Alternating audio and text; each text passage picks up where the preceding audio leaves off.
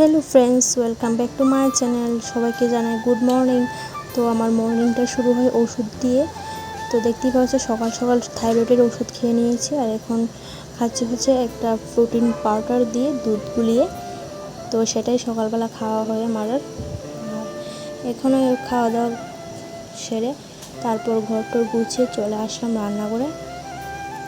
এখানে আছে শিং মাছ, তো শিং মাছ দিয়ে পাতলা করে একদম ঝোল করব। আর আছে আজকে দেশি চিকেন। তো রান্নাবান্না করব, তো দেখতে থাকো ব্লগটা। আর জানি না কেন আগে তোমরা আমাকে অনেক ভালোবাসা দিতে, এখন কেন জানি না একদমই ভালোবাসা দিচ্ছ না। তো প্লিজ তোমরা সবাই আমাকে ভালোবাসা দাও, আমার ভিডিও দেখো। যদি ভালো না লাগে অবশ্যই কমেন্ট বক্সে জানাবে আমাকে, মানে কি কীরকম ভিডিও দিলে তোমাদের ভালো লাগবে আমার এই প্রেগনেন্সি টাইমে। তো দেখতেই পাচ্ছ এখানে সব মশলা টশলা দিয়ে মাংসটাকে ভালোভাবে মেখে প্রায় 10-15 মিনিট রেখে দেবো। তো আমি মাংস রান্না করা এইভাবেই করি, মাংসটাকে মেখে 10-15 মিনিট রেখে দিই, তারপর হচ্ছে রান্না করি।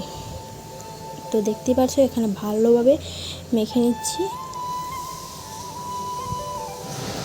আর এই পাশে আমি মাছটাকে ভাজার জন্য মাছটা তো ভেজে নিয়েছি। তো এখানে পেঁয়াজ দিয়ে তো সম্বাসটা দিয়ে নেব। এইদিকে তো মাংসটাকে তো মাখিয়ে রেখেছি। আর দেখতেই পাচ্ছ প্রচণ্ড আজকে গরম দিয়েছি, কি বলবো, বলার নেই কিছু। আমার মুখ চোখের অবস্থা দেখে তোমরা হয়তো বা বুঝতেই পারছো।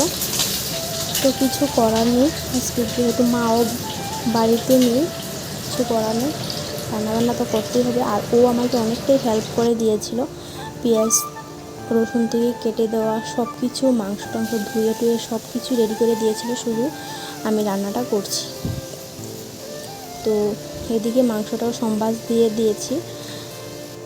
এখন তাড়াতাড়ি করে রান্নাটা করছি, মাংসটাকে একদম কষিয়ে ঝুল টুল দিয়ে চলে যাব হচ্ছে স্নান করতে।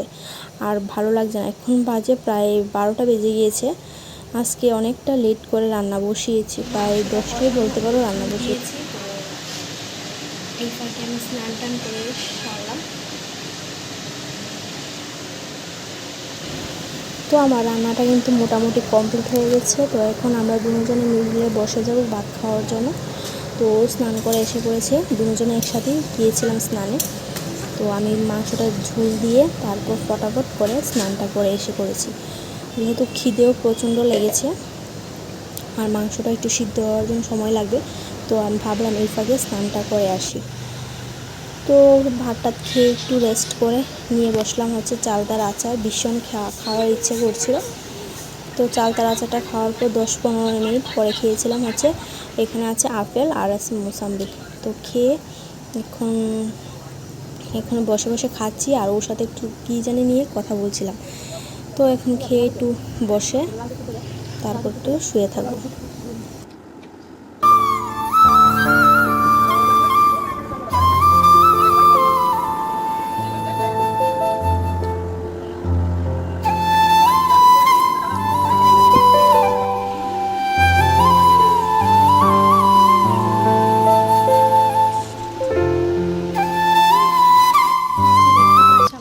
ড্রাগন এখন আর একটা এখানে আছে।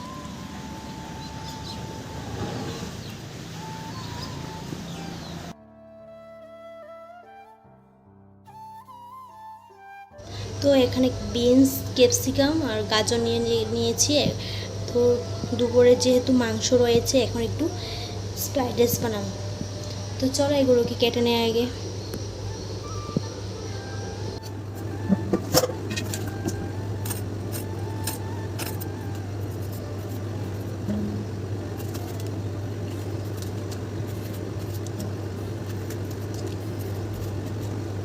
তো এখানে সব কিছু কেটে রেখেছি আর এখন এখানে চালটাকে ভিজিয়ে রাখবো প্রায় 10-15 মিনিট, একটু চালটাকে ভিজিয়ে রাখবো। তো এখানে তো আমি সব কিছু কেটে রেখেছি। তো আবার ফোন করে বললো যে বুটের ডাল দিয়ে নাকি ফ্রাইড রাইস দিয়ে খাবে। তো আমি তাড়াতাড়ি করে এখানে ফ্রাইড রাইসটা আর বানিয়ে রাখবো। আর ওই বাড়িতে আসার সময় ডাল নিয়ে আসবে। তো ডালটা রান্না করবো আর কি। এখানে আমি গাজরটাকে বেজে নিয়েছি, তো সব কিছু বেজে ঘি দিয়ে বেজে তারপর এখন আমি স্প্রাইড রাইসটা বানিয়ে নিচ্ছি। তো স্প্রাইড রাইসটা বানিয়ে রেখে দেব, তারপর হচ্ছে ডালটা সিদ্ধ করার জন্য প্রেসার কুকারে বসিয়ে দেব। তো সত্যি কথা বলতে আজকের ফ্রাইড রাইসটা অন্য দিনের থেকে আজকের ফ্রাইড রাইসটা ভীষণই টেস্টি হয়েছিল। তো আমরা মানে কিছুদিন পরে পরেই খাওয়া হয়, মানে কিছুদিন পরে পরে খাওয়া হলেও মানে এতটা টেস্ট হয় না। সেদিনকার বানিয়েছিলাম ফ্রাইড রাইসটা, এতটা টেস্ট হয়েছিল কি বলবো। আর আমার মাংস দিয়ে খেতে থেকে আমার ডাল দিয়ে খেয়েছিলাম, বুটের ডাল দিয়ে খেয়েছিলাম, এটা আরও বেশি ভালো লেগেছিল। তো এখানে আমি ডালটাকে যেহেতু বুটের ডাল তো কিছুক্ষণ ভিজিয়ে রাখতে হয়, আর ও যেহেতু নিয়ে এসেছিলো দেরি করে, তো আমি আর ভিজিয়ে রাখতে পারিনি, এখন ডাইরেক্ট সিদ্ধ বসার জন্য প্রেসার কুকারে দিয়ে দিয়েছি। তো রান্নাবান্না করে এখন দেখো দুজনে মিলে খেতে বসে গেছি। আর তো দুজনে মিলে এখানে খেতে বসে গিয়েছি। আর ওকে জিজ্ঞেস করছিলাম যে আর আজকের ফ্রাইড রাইসটা কীরকম হয়েছে। ও বলছে ভীষণই টেস্টি হয়েছে। তো খাওয়া দাওয়া কমপ্লিট করে এখন আমি দেখতে পাচ্ছ স্নান করে নিয়েছি, ভীষণই গরম লাগছিল। তো এখন বসে গেছি ওষুধ খাওয়ার জন্য, রাতের ওষুধ। তো ওষুধ খেয়ে ঘুমিয়ে পড়বো। আজকের ভিডিওটা আমি এখানে শেষ করব।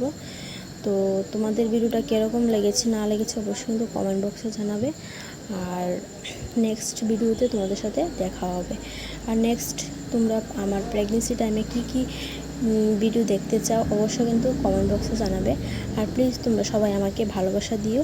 আর সবাইকে জানাই আজকের মতো গুড নাইট।